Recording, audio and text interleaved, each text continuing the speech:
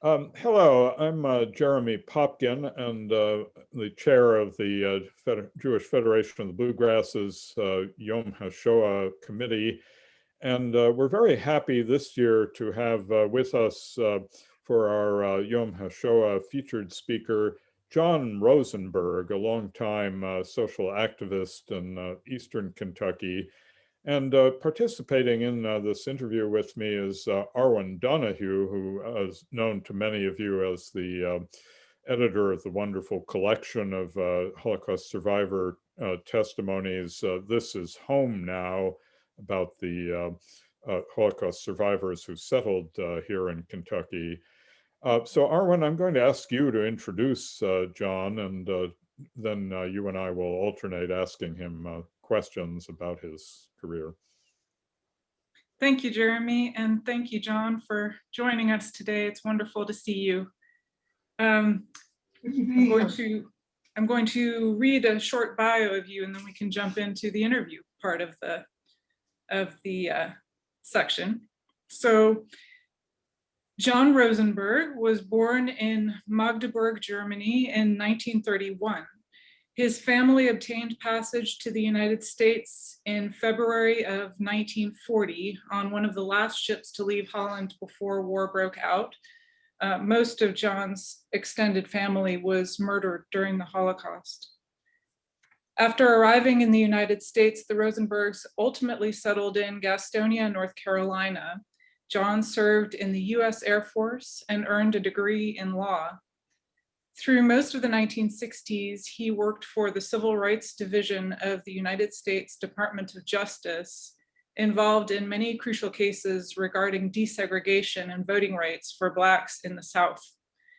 He litigated the first trial under the Voting Rights Act of 1965 in Dallas County, Alabama, and was on the trial team that successfully convicted 7 of the Klansmen responsible for the killing of 3 civil rights workers in Neshoba County, Mississippi in 1964.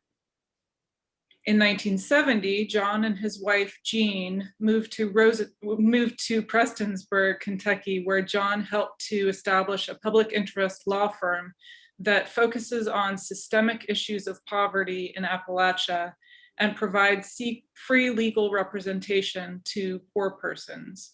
Known as Applered, John served as its director for over 30 years.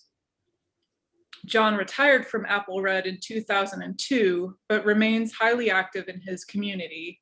He has received many prestigious awards and accolades, both locally and nationally, for his service to the community through law. And John, again, thank you so much for joining us today. Yes. And I'm going to jump in to this short interview by asking you about your family's escape from Nazi Germany. You escaped and you left Rotterdam on the last ship, I believe, one of the last ships to leave Holland before war broke out, and you arrived in the United States in February of 1940. When did you discover what had happened to the Jews who were unable to leave Germany, and how did that news affect you? Well, Arwen, that's a good question.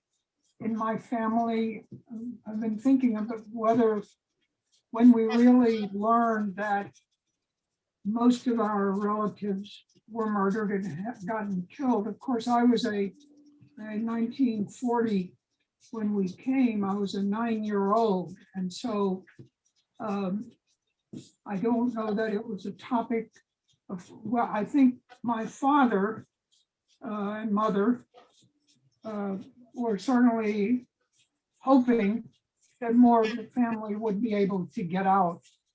My mother's father and her, with her 2 sisters, had come to this country in 1936. You know, there were Jews during the 30s in the late 30s especially, who realized that things were going to get worse and worse and worse, and started leaving, and in fact some of them sent their children to this country on a kinderlift hoping that at least their children would have a good free life in England or in Germany or where in England or in this country or even Australia, where a lot of the Magdeburger Jews apparently immigrated to. But my father had two sisters who had gotten married, who came to this country in the late 30s. And I think he finally, he was among the later folks to believe that this was going to get worse and worse and worse. In fact, many people are unaware of the fact that many Jewish men fought for the Germans in World War I. And we have a photograph of my grandfather with his uniform on and his helmet with the pointed ornament on top.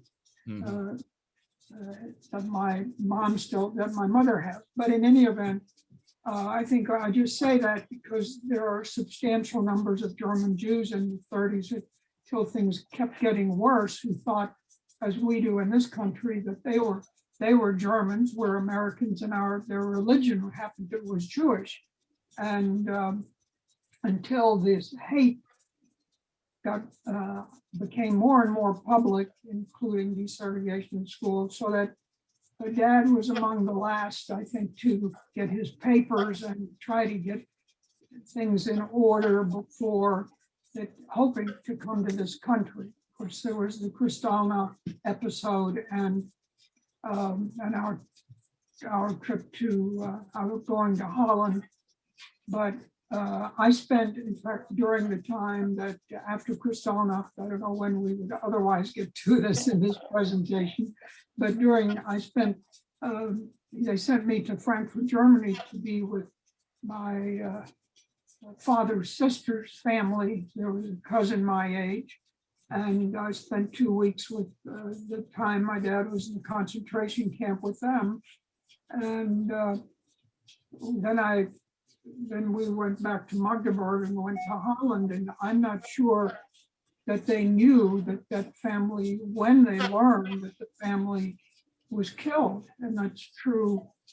We learned after the war some of those dates. We do know my father's brother had hoped to come out on really what was maybe the last ship, and had even gotten on the ship, and the ship turned around when war broke out. And that he then ended up in the concentration camp, and as well as his mother. And then when we were in Holland, in Rotterdam, my father had a sister there who was married, and they had 4 kids. And in fact, my mother babysat the kids on some weekends. And then we came to this country, and I really don't know exactly when my parents learned that all of these relatives had gotten killed. I mean, I don't know that there was any communication directly between them. I know that there have been lots of letters that there was correspondence back and forth between families in this country and some of their relatives in Germany into the 40s. In fact, we have a letter here from 1942 that friends of ours in Somerset were still corresponding, or had a letter from their father, who was one of the later survivors. I can talk more about that a little bit later if we have time. But that's a long answer to a question about when did we learn. I really don't know the answer. I really don't know a good answer. And we did some oral histories with my father, and I don't know that anybody ever directly asked him. I mean, we do know Jean, my wife, and I took my mother back to Germany a couple of times. And when we went to Berlin, we went to a library and went to the Gedenkbuch, the Jewish library there, and which lists all of the folks who died in the concentration camp. The Germans kept meticulous records, as we all know, and that's certainly the first time I really had any direct knowledge of all those dates.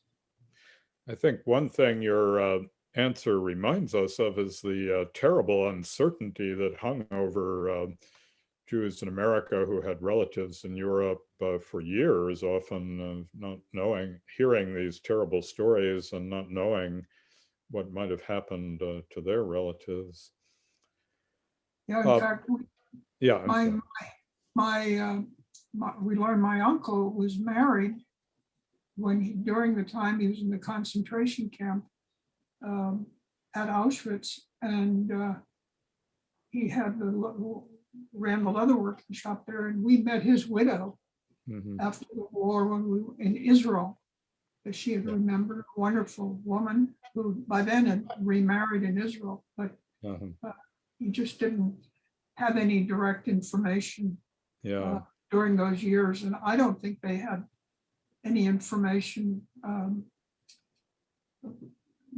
at that time, what happened until really after the war. Yeah. Your family then made a new life in the American South during the era of segregation. And you, of course, later worked for the Civil Rights Division of the Department of Justice. Can you say a little bit about how your commitment to civil rights issues might have been influenced by your personal background and also by your experiences in the South? Well, I would say my parents were always eternally grateful to be in this country and wanted and passed that on. It was a huge transition for them. I always think back and admire how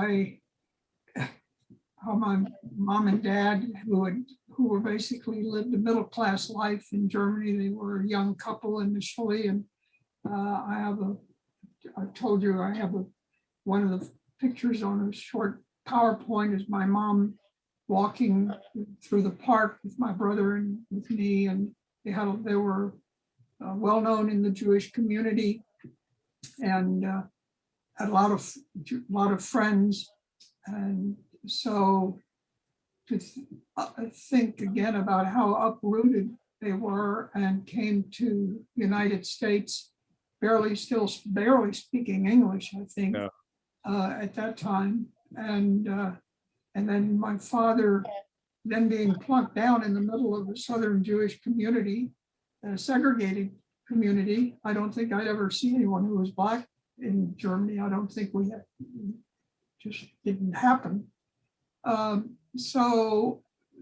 nevertheless, then we went to Gastonia, and my parents studied to become citizens. And I'll back up a minute. While during one of those early years, I think in Gastonia, the FBI came one day and came to pick up a shortwave radio. We were aliens. It always reminds you of we were much better off than the Japanese who were herded into these camps in the West, but they picked up my father had a long monocular, and I think the FBI was very embarrassed because they had the photographs of Franklin Roosevelt on the wall, and they were a little bit embarrassed because they realized that this immigrant family was so dedicated to being Americans. And then it's just, I guess, few years later, when we were naturalized in Charlotte, North Carolina at the federal courthouse, after that was over, those ceremonies are always very impressive, becoming citizens. And when that was over, we went across the street to a place called the Piedmont Diner to have lunch. And I remember that was the very first time my family had ever been out to eat. We didn't have any money. We were poor. My dad was working at that time. He was become an office manager in a textile mill, having started as sweeping floors on the textile mill. I think that so they instilled that in us. in terms of what happened later, I never, when I was in law school and decided to go to law school, after I came out of the Air Force, I had worked for a year with a chemical company, and I hadn't really been satisfied with that, and still had the GI Bill. And I suppose some of this was probably lingering in my background, but I think the incident that really moved me more than maybe anything else was that when I was in the Air Force, I was a navigator and stationed in England. And on one occasion, we were brought back an airplane from England to this country. It was a very slow seaplane. We were in a resupply group, which back then during the Cold War meant that we were trained to drop supplies to what would be our forces if they were into Russia. At that time, the Cold War, most of those exercises were along the Russian and German border. And so we had some unusual, we had B-29s that were initially bombers, but had been re-outfitted to drop to special forces. And we had other cargo planes, and we had a seaplane, which was designed that we would be able to go into enemy territory and land on a lake and do whatever was required. And so we brought one of these seaplanes back to the Grumman factory to be refurbished. And the radar operator on the crew with me was a fellow named Abe Jenkins, who was my friend and who was Black. And we were going, after we brought the plane back to Long Island, we were going to go visit our families. Abe was from Charleston, South Carolina, and I was from Gastonia. So we got on the train in New York. And when we got to Washington, D.C., we were in full uniform. When we got to D.C., Abe said he would see me. He got up and said he'd see me when we got back to England. And I said, well, where are you going? And he said, I'm going to the back of the train where the Blacks sit. And of course, that was in probably 1956. And I think the military was really institutionally the first group to desegregate after President Truman ordered that. But I think it always stayed with me. And even though I'd sort of grown up in a segregated society, and that hopefully I could eventually do something that would change that system, that would change the segregated system. I wouldn't do whatever little role I could play in that. So when I decided after working for this chemical company for a year, I'd been a chem major at Duke.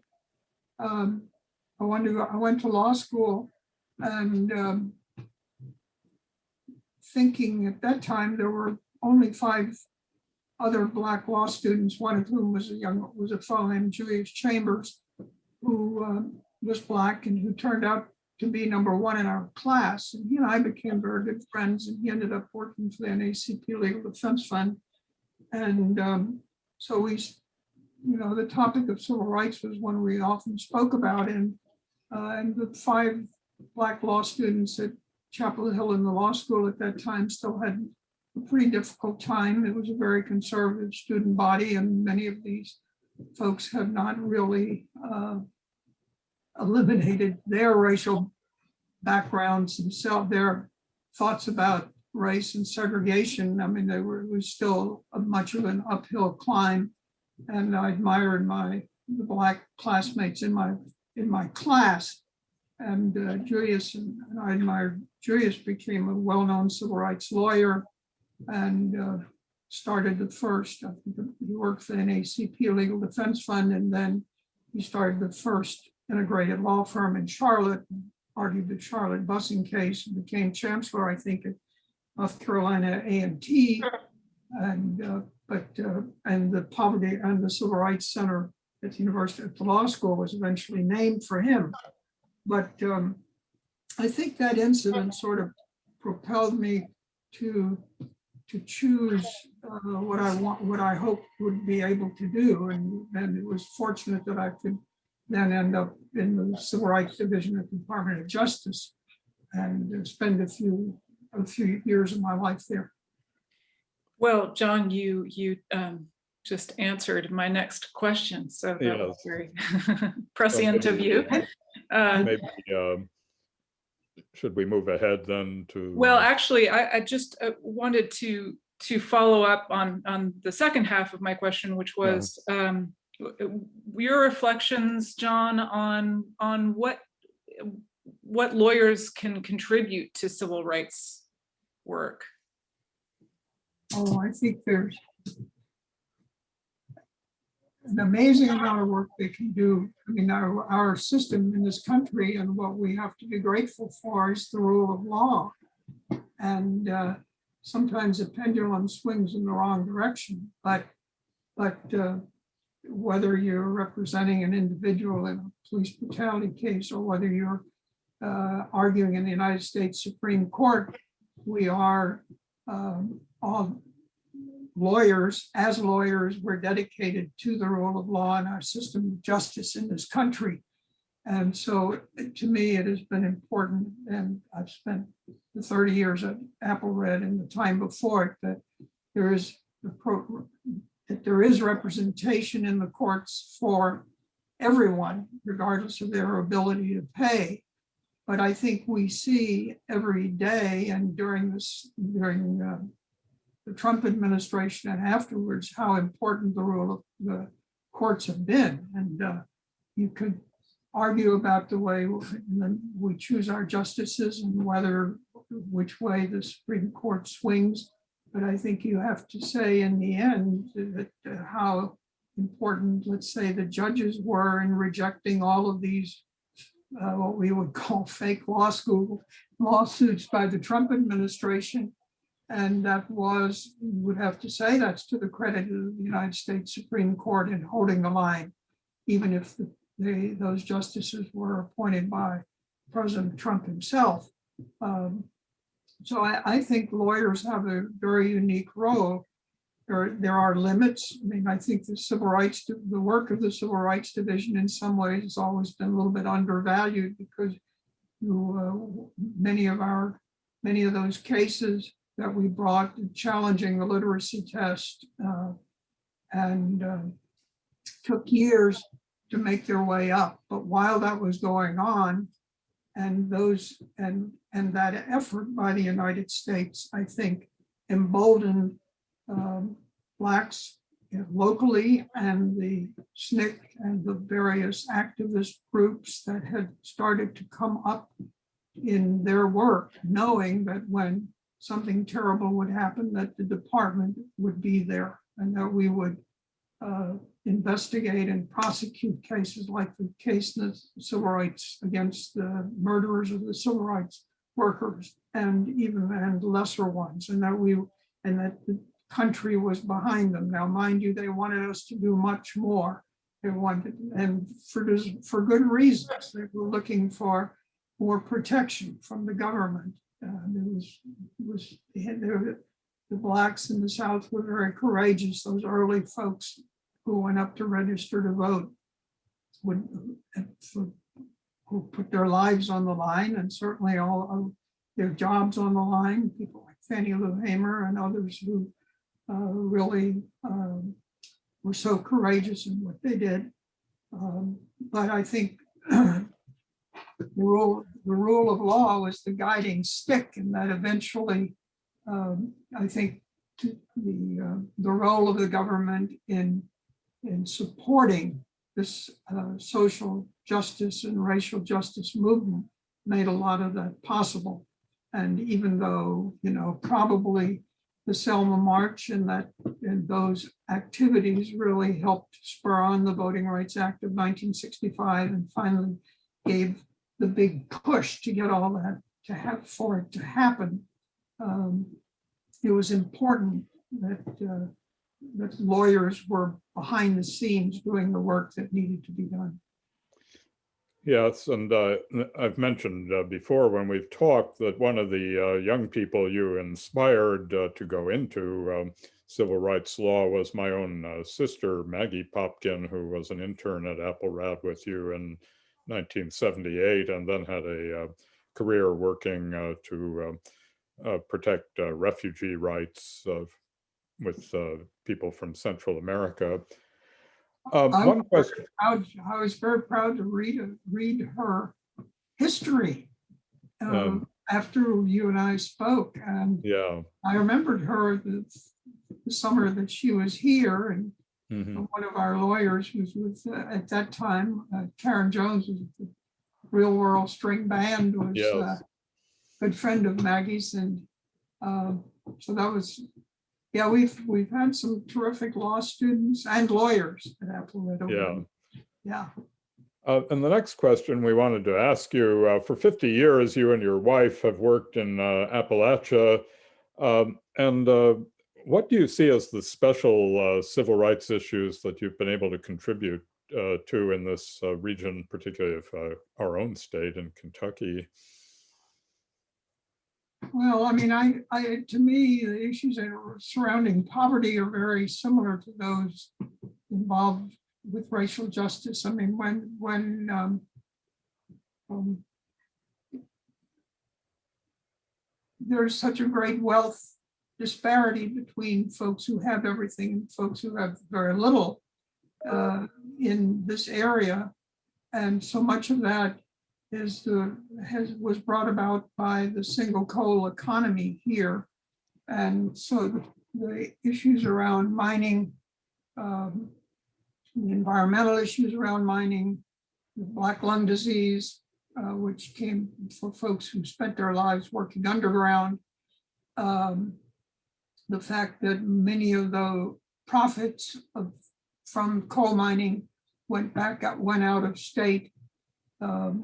Those issues, the environmental issues around coal mining and power, and the difficulties working people have had in the mines and the environmental damage they've had, I think sort of is very much the same sort of damage, although it's certainly may not always be racially based, although there is a big history of racial injustice in Eastern Kentucky and our coal mining region and in Western Kentucky. And in fact, we're just embarked on a project that sort of grew out of Brian Stevenson's wonderful work in Montgomery and creating the National Museum of Peace and Justice and starting these community remembrances. And we've learned that there have been lynchings in our area. There was lynching here in Floyd County. There was one in Perry County. There was one in Breathitt. There was one in Pike. And if you read books like Gone Home and look at the history of Blacks in Eastern Kentucky, their families who originally came up from Alabama to find a better life. Having better working conditions and a better life here in our counties, and felt that situations were much better, and eventually took it one step further to move in the migration north because of the racial attitudes that were in this area. And I see that, in fact, when schools were desegregated in some of these areas that had fairly large Black populations and had Black schools as well as white schools, oftentimes, and the Black teachers were really quite revered in those communities, that when desegregation came about, that oftentimes many of the Black teachers were fired, and when the schools became integrated. And some who had had a lot of experience stayed on, but there is that, we do have that racial history here in Eastern Kentucky, and it's one we need to confront and think about. And even though in most of our area now is pretty much white, in Eastern Kentucky, the area that Apple Red works in, it's about 98% white. But we do have still some Black communities, and we certainly, I think, need to reflect on that history and confront it and do what we can to overcome it. Thank you.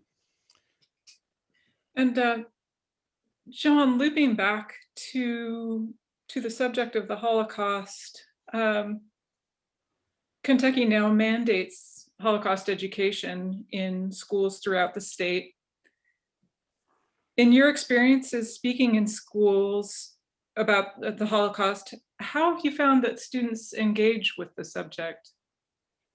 I've been really impressed with the way the school children, middle school, largely middle schoolers and high schoolers, they're very attentive, and they ask good questions. Some teachers have spent more time with them in preparation than others, but they've been really just lovely. I think at times after it's over, I feel a little bit like a rock star because they want to take my picture, want to take pictures with me, or they may come up and hug me. I mean, I think that they're pretty touched, and I don't know necessarily why that would be because of what I've said, but they are very reflective about it, and you know, and I think the teachers have emphasized that history. I don't know how well we're doing these days across the state. Some teachers, even before this mandate, I went several times to Letcher County because one of the teachers who was interested in the subject and made it her business to make sure that it was well covered. And I have got it on my mind to try to follow up on that. I think we ought to make sure that this mandate is covered out and that folks are more concerned about it, and that we don't forget. It's something we certainly don't want to forget, but I know that states like North Carolina have Holocaust commissions, and that there are people who, you know, keep that history out front and make sure that it is that the curriculum is solid, and that it's something that doesn't just get passed over. I don't know what, and I'm really glad that the legislation is passed. And of course, in the last year, we've had COVID, and so lots of it's been a difficult time in the schools for sure. But the limited experience I've had with the classes, which are in various parts of the state that I've gone to talk with groups, have been very positive, and in fact, we have in our kitchen, I spoke to one of the special ed classes in Fayette County for students with special needs. And they had a big welcome sign and that sort of thing. And we were very engaged. In fact, the teacher sent me a group of questions that they had after I left by email that the students wanted answers to. I think that brings home how important it is that we have people like you who can speak from personal experience and make this a real thing for younger generations. So on behalf of the Jewish Federation of the Bluegrass and our Central Kentucky Jewish community, I want to thank both of you for participating in this program that will be part of our Yom HaShoah observance this year. And John, in a minute, we're going to invite you to share your screen if you are willing, and show us the PowerPoint that you use when you talk to students. Let me just pause the recording for a second, and then we can go on and do that. And we're recording again. Well, this is a PowerPoint. This first slide is just a rough sketch of Germany, and I spend usually a little more time with the students about the family history. And so this is Magdeburg, where I was born. This is Leer near the Dutch border, my father's hometown. And this is Ida Oberstein, which is the place my mom my mother's family lived. It's in the Rhine Valley on the Nahe, N-A-H-E river. And this is Frankfurt, Germany, where I went with my cousin. So I will run through these, try not to. This is a picture of the Rosenberg cousins. It says circa 1899. My dad was born in 1901. And this is his mother and his father holding him. And the point I try to make a little bit here is that, especially in Eastern Kentucky, but maybe everywhere, family is so important, and families, we have folks who've lived in Eastern Kentucky for many, many years. And their lineage goes back to Scotland and Ireland. And so they have big family backgrounds. And this picture is from the town of Lear, which is on the coast. And I tell folks, if you go through the cemeteries, so in Eastern Kentucky, you have names like Hall and Tackett and Stumbo, and these are Rosenbergs and Wexlers. My grandmother's family was Wexler. Her father and grandfather were rabbis. So these folks, of course, most of them are the ones who are older, no longer living. But I think one of these folks up front is my father's brother. But in any event, that's just an older family picture, and there's nothing left of that family in Europe. This is my dad's family with his 9 brothers and sisters. This is my father. This is his older brother, Sam. And these are the 2 sisters, Martha and Yetta, who came to this country. They had just gotten married. They literally were on their honeymoon, I think, when they came here. Both of them married butchers. And I mentioned that Lear is near the Dutch border. So my Aunt Martha married Anne de Vries, and Yetta married a fellow named Nathan van der Wijk, Dutch names. Oh. And they came over and they were both butchers. This is a younger brother who didn't live very long. And this is Lena, who went to Israel, got married also young and went to Israel in the 30s, had a cousin, they had a son my age, and I visited with them when I was in the service. This is the sister who was in Frankfurt, and her husband's not on here then. And Ola went to Argentina, and let's see. I don't have a picture of the mother on here. I won't spend any more time on that. Anyway, this is says around 1920. It might be a little bit later. My father lost his father at an early age. And so actually he was sent to an orphanage in Hanover and finished high school and went to the college or the seminary. He was trained as a Jewish school teacher. And that's how he ended up, after he graduated, going on to one of his first assignment was in my mom's hometown, and she was probably 16. And his first religious school class, he met my mother, and he took his meals, being a bachelor, with her family. My mother's father was also a butcher, and he had a slaughterhouse right next to the butcher shop. And so my dad took his meals there at lunch and dinner, and they got to know each other in a couple of years. I guess by the time when she turned 18, he came back. They were married.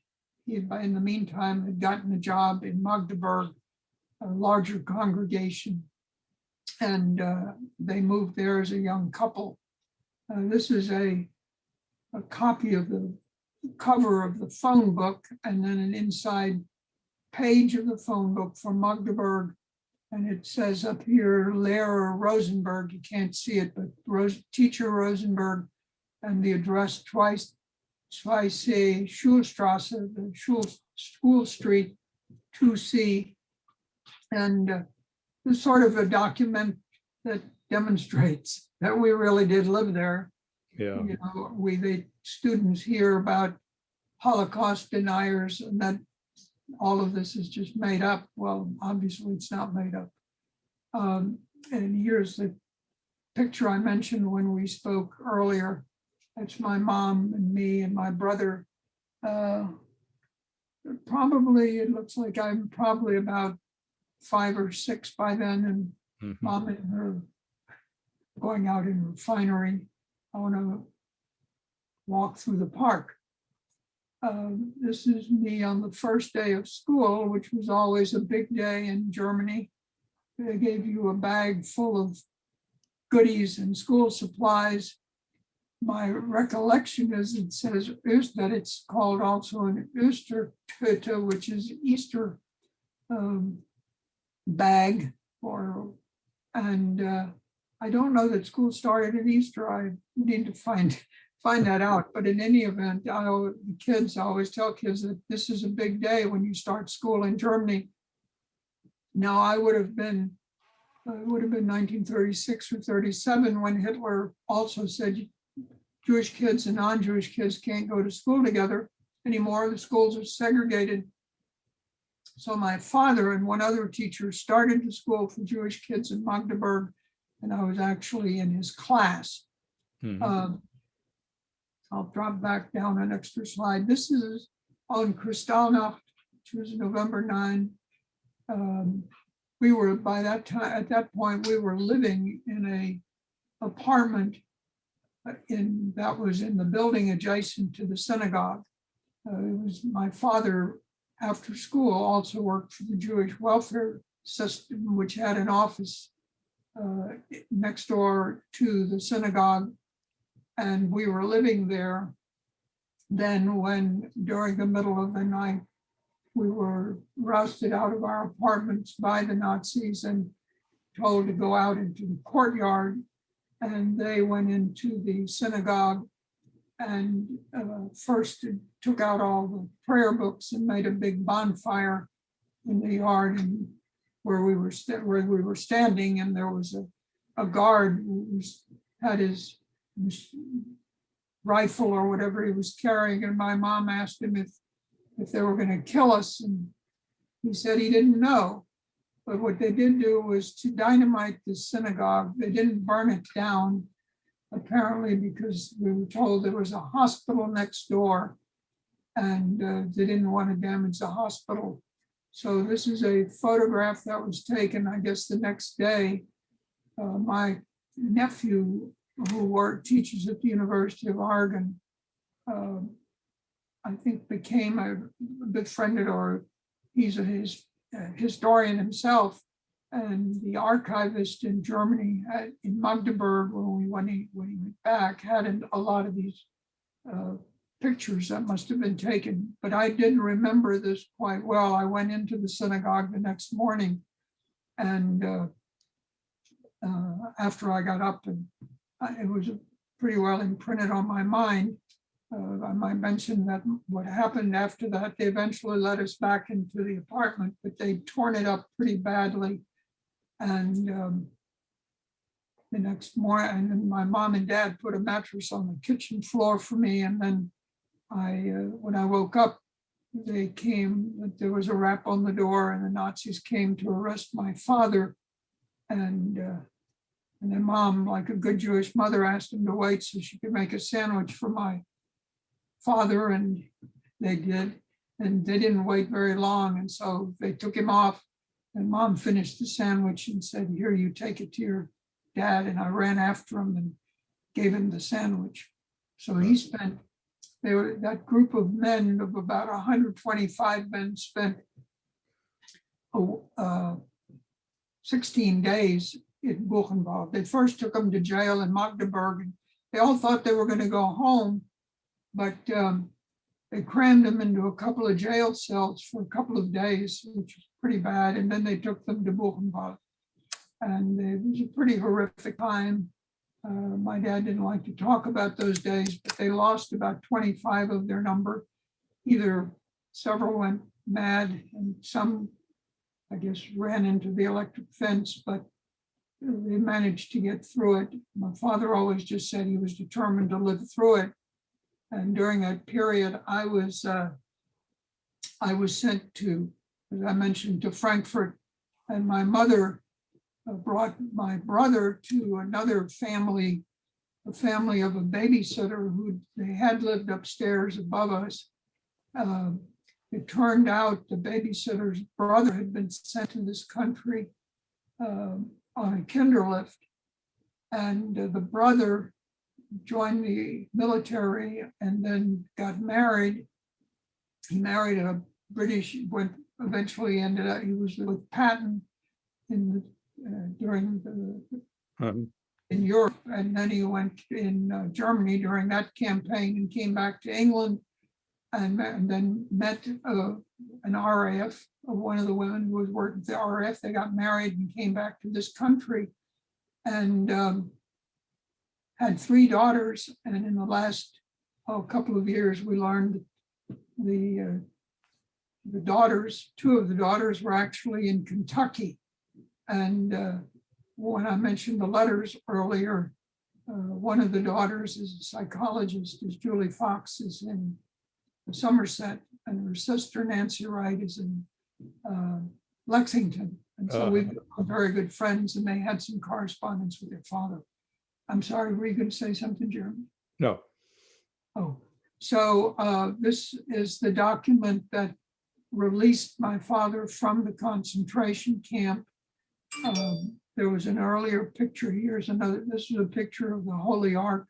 Yeah. Usually when I'm speaking to students in Eastern Kentucky, I ask them often if they've had any Jewish friends or were familiar with Judaism, and most of the time, very few, if any, do. And so I spend a little time talking about Judaism and being Jewish, and where the nearby congregations are, and that they're welcome in Lexington or Huntington or whatever, wherever the synagogue may be located.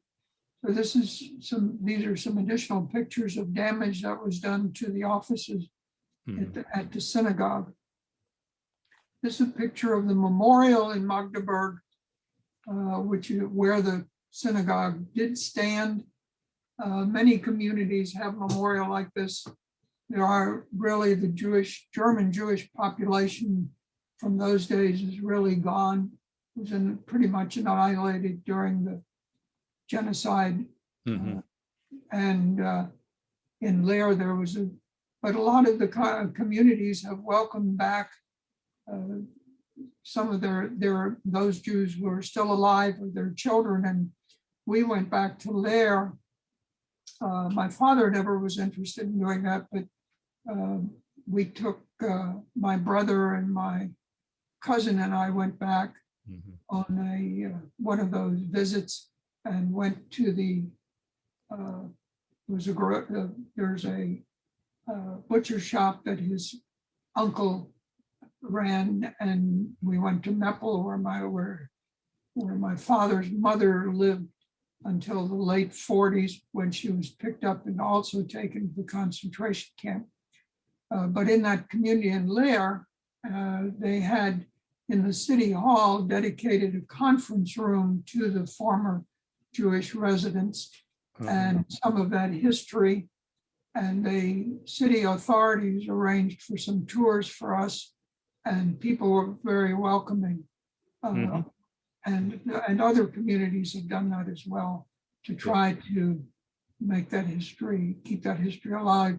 This is just a quick slide of my mother's, a little picturesque slide of my mother's hometown of Ida Oberstein.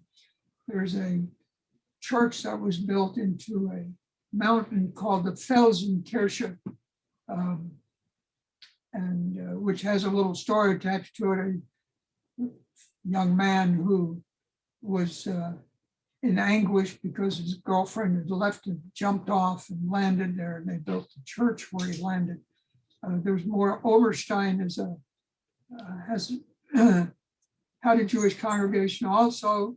My grandfather was not a kosher butcher. He didn't think he could make a living there. But when we were there, my mother, when Gina took my mom back, she met a number of her school colleagues, the women who were still living, a little club that they took a trip once a month. They'd collect a quarter or $1 a week, and then once a month they took a trip, and we learned that they were going to they were at the train station taking their monthly trip. And so we went there, and she met a number of the folks she was at school with.